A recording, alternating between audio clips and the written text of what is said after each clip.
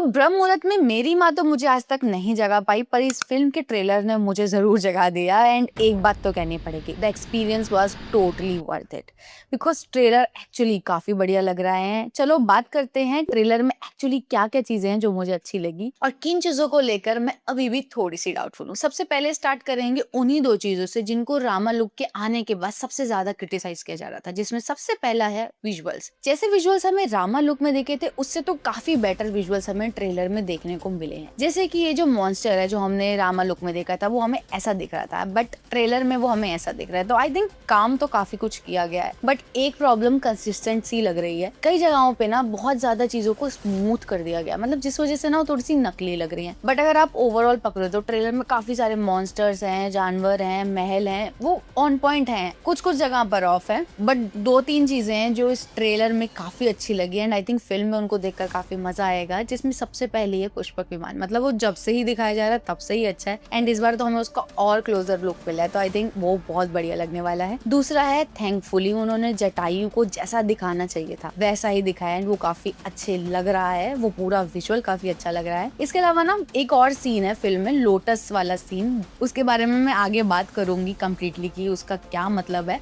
But जिस हिसाब से वो भी आता है वो भी बढ़िया है। तो ओवरऑल अगर आप विजुअली बात करो तो फिल्म पहले से तो काफी बेटर है। तो जिस हिसाब से इस फिल्म का बजट है 4000 करोड़, आई डोंट थिंक उस हिसाब से अभी भी विजुअल्स उतने ऑन पॉइंट है। बट चलो अभी रिलीज को थोड़ा सा टाइम है तो मे बी तो हो सकता है कि जो चीजें हमें अभी ऑफ लग रही हैं इसका फीडबैक लेकर इनको फिल्म में और बेटर कर दिया जाए। चलो अब चलते हैं दूसरी चीज पर जिसको सबसे ज्यादा क्रिटिसाइज किया गया, वो है इस फिल्म की casting, particularly Ranbir Kapoor as Ram and thankfully ये दोनों ही काफी अच्छे लग रहे हैं। मतलब तो जब रामा लुक का ग्लिम्स आया था ना तो सब लोग को एक ही शिकायत थी कि रणबीर कपूर को एक भी डायलॉग क्यों नहीं दिया गया। तो इस चीज का ट्रेलर में काफी ध्यान रखा गया और उनको काफी सारे डायलॉग्स दिए गए हैं और वो काफी सारे इमोशंस के हैं। जैसे कहीं पर वो बिल्कुल मर्यादा पुरुषोत्तम राम है, कहीं पर वो अपना अफेक्शन दिखा रहे हैं, कहीं पर हमें वो लड़ते हुए दिख रहे हैं। तो जिस हिसाब से उनके डायलॉग्स हैं हमें एक चीज तो पता चल रही है कि रणबीर कपूर एज राम सही चॉइस है भाई, बहुत सही चॉइस है, क्योंकि उनकी आंखों में वो डेप्थ है जो उनको इस रोल में चाहिए। बट यस कई लोग को अभी भी लग सकता है कि वो थोड़े से मिसफिट हैं बिकॉज ऑफ हिज एज, वो सबका अपना अपना पॉइंट ऑफ व्यू है, बट आई थिंक वो अच्छे ही लग रहे हैं। दूसरा साई पल्लवी है सीता, वो जितनी ग्रेसफुल और एलिगेंट लग रही हैं आई थिंक बहुत ही अच्छी लग रही हैं। बट उनको लेकर एक चीज पर मुझे डाउट था कि जब वो डायलॉग्स लेंगी तो उनका हिंदी डिक्शन कितना साफ लगेगा, जो काफी सही लग रहा है। मतलब जिस हिसाब से हमने रश्मिका मंदाना को देखा था छावा में, उन्होंने पूरा मराठी में अपना साउथ एक्सेंट घुसा दिया था, वो काफी ऑफ लगा था। साई पल्लवी के साथ ऐसा नहीं हो रहा है तो वो काफी अच्छा है, क्योंकि अगर थोड़ा भी इधर उधर होता तो पूरी फील चली जाती। तीसरी कास्टिंग जिसकी बात मुझे अभी करनी है वो है रवि दुबे एज लक्ष्मण। मतलब उनके डायलॉग्स तो नहीं है बट उनकी जो बॉडी लैंग्वेज है, जो उनका डिवोशन है ना राम जी और सीता जी के लिए, वो दिख रहा है। आई थिंक वो काफी ही अच्छे लग रहे हैं। पर चौथी जो कास्टिंग है जो आई थिंक सबसे ज्यादा ऑन पॉइंट है वो है यश एज रावण। मतलब जैसे ही वो एंटर होते हैं भाई तुम्हें एनर्जी फील हो रही है एंड जैसे वो डायलॉग्स ले रहे हैं और जो पूरा उनका रेज दिखाया है वर्क करता है यार, बहुत ही अच्छे लग रहे हैं। एंड हालांकि मैंने कई जगह पर सुना कि लोगों को उनकी आवाज पसंद नहीं आ रही, तो ये भी अगेन सबका अपना पॉइंट ऑफ व्यू है। बट इसके अलावा चलो बाकी जो कास्टिंग है, इन 4 मेजर कास्टिंग्स के अलावा जो बाकी कास्टिंग है वो भी सब बढ़िया है। और एक कास्टिंग जो है हमारी रकुल प्रीत है स्वरूपनखा, आई डोंट नो अपनी सारी फिल्म में वो यही कर रही थी और इस फिल्म में भी वो यही कर रही है अपरेंटली, बट जिस हिसाब से वो दिख रही हैं आई थिंक वो अच्छी ही लग रही हैं। चलो उस चीज के बारे में बात करते हैं जो ट्रेलर में मुझे एक्चुअली सबसे अच्छी लगी, वो है डिटेलिंग। मतलब ऐसे ना 4-5 सीन है जिनके बारे में मैं बात करूंगी। सबसे पहला सीन है, वैसे तो एक छोटा सा सीन है बट जिस तरीके से इसको दिखाया गया, मतलब राम जी को विष्णु जी का अवतार और लक्ष्मण जी को शेषनाग का अवतार, और जिस तरीके से उनको प्रणाम करते हैं वो जाता है, अच्छा लगता है। तो दूसरा है सीता माँ का फूल। तो हमें सीन दिखाया जाता है जब सीता माँ कुटिया के बाहर खड़ी हैं और उनके बालों में एक फूल है और उस टाइम प्रोबेबली ऐसा रहा होगा कि राम जी जो है वो सोने का जो हिरन आता है उसे लेने गए होंगे, बट फिर सीता माँ का हरण हो जाता है और जब राम जी वापस आते हैं तो वहीं पे वो फूल पड़ा हुआ दिखते हैं। जब हमें वो विजुअल दिखाया गया है फिल्म में तो आई थिंक ये बहुत छोटी सी और बहुत अच्छी डिटेल है। फिर एक और विजुअल आता है बीच में और हमें दिखाया जाता है कि बड़ा सा सिंहासन है और उस पे पादुका पड़ी है।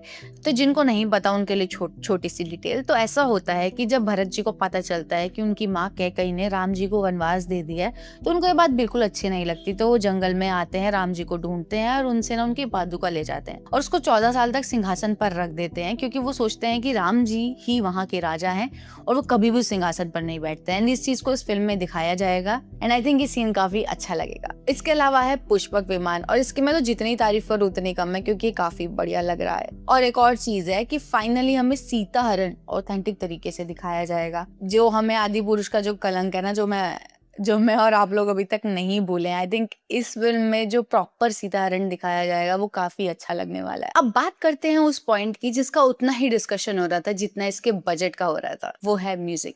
हांस जिमर और ए आर रहमान के कोलैबोरेशन को लेकर इतनी बातें हो रही थी एंड जब हम इस ट्रेलर को देखते हैं तो एक्चुअली फील होता है, क्योंकि ट्रेलर में ना बहुत सारे इमोशंस है। जैसे हमें पूरा रावण का पूरा कैरेक्टर दिखाया जाता है, तो वहां पर हमें एक म्यूजिक सुनाई देता है। Then we see the emotional side of Ram ji, then we see वनवास, एंड तो एक तरीके से बहुत सारे मूड्स हैं, बट जिस हिसाब से हमें बीजीएम सुनाई दे रहा है ट्रेलर में, और जब हम थिएटर में फिल्म देखेंगे और इस म्यूजिक के साथ हमें विजुअल्स देखने को भी मिलेंगे, I think this experience is going to be magical. मजा ही आ जाएगा थिएटर्स में। अब बात करते हैं उस पॉइंट की जो शायद और किसी फिल्म के लिए तो इतना वैलिड नहीं होता, पर इस फिल्म के लिए वैलिड है। वो है कि इंटरनेशनल ऑडियंस इस फिल्म को कैसे परसीव करेगी। जब भी कोई ऐसी कहानी इंडिया के बाहर बताई जाती है जिसके बारे में इंटरनेशनल ऑडियंस को कुछ नहीं पता, तो एक बहुत बड़ा चैलेंज ये होता है कि उनको कॉन्टेक्स्ट समझ आएगा कि नहीं। बट जिस हिसाब से हमें ट्रेलर में दिखाया गया, इन्होंने पूरी जो बैक स्टोरी ली है, मतलब हमें सीता जी के कैरेक्टर के अराउंड बैक स्टोरी दिख रही है, रावण की बैक स्टोरी दिख रही है, तो जब इस तरीके की चीजें इंक्लूड की जाती हैं ट्रेलर में, तो आई थिंक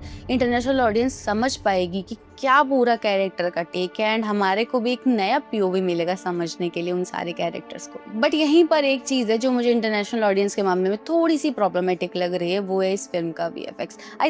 आई मीन ऐसा नहीं है कि वीएफएक्स एंटायरली वीक या बुरा है, बट प्रॉब्लम है उसके एग्जीक्यूशन में। देखो, इस फिल्म के डायरेक्टर है नितेश तिवारी, जो इमोशनली तो बहुत अच्छा बिल्डअप करते हैं। हमने उनकी बाकी सारी फिल्म्स में ये सब देखा है। उनकी जो फिल्म्स हैं दंगल, अच्छे छोरे हैं, हम इतना उनसे इमोशनली कनेक्ट करते हैं। बट कंसिडरिंग उनका वीएफएक्स में कितना एक्सपीरियंस है, वो काफी कम है। इतने हाई बजट की फिल्म वो शायद पहली बार ही कर रहे हैं। अब इसको कंपेयर करो एक ऐसे डायरेक्टर के साथ जो वीएफएक्स के साथ बहुत काम करता है। अभी हमने थिएटर्स में ओडिसी देखी है, जिसको क्रिस्टोफर नॉलन ने डायरेक्ट किया है, एंड उनका वीएफएक्स में काफी ज्यादा एक्सपर्टीज है। इसी वजह से जब हम ओडिसी देख रहे थे, वो फिल्म बहुत रियल लग रही थी, क्योंकि नॉलन को एग्जैक्टली पता था कि उनको कहाँ पर प्रैक्टिकल इफेक्ट डालना और कहाँ पर वो वीएफएक्स से सीजीआई को यूज करेंगे। इस वजह से ऐसा होता है कि हम फिल्म को आर्टिफिशियल फील नहीं करते और हमें पूरा सब कुछ रियल लगता है। और रामायणा के केस में यही चीज बहुत रिस्की हो जाती है, क्योंकि रामायणा एंटायरली उन सारी चीजों को दिखाती है जो एक्चुअली एग्जिस्ट नहीं करती। अब आप महल ले लो, मॉन्स्टर्स ले लो, लंका ले लो, ये सब कुछ है जिसको बनाया गया है, एंड ये सब कितना नेचुरल और रियल लगने वाला है ये तो फिल्म देखकर ही पता चलेगा। और अगर overall story telling, visuals, acting सब कुछ बैंग ऑन बढ़िया निकलता है, तो इस फिल्म को कोई नहीं रोक सकता। और ये एक्चुअली बहुत जरूरी भी है, क्योंकि जो रामायणा की पार्ट 2 आएगी वो एंटायरली इस पे डिपेंड करेगी कि पार्ट 1 कैसे चलती है, एंड बजट कितना रिकवर होगा वो भी इस फिल्म के आने के बाद ही पता चलेगा। बाकी अगर आपने रामायणा का ट्रेलर ऑलरेडी देख लिया है तो कमेंट्स में बताना आपको कैसी लगी। वीडियो अच्छी लगी हो तो लाइक करना, शेयर करना, और ऐसी और वीडियोस के लिए चैनल को सब्सक्राइब कर दो।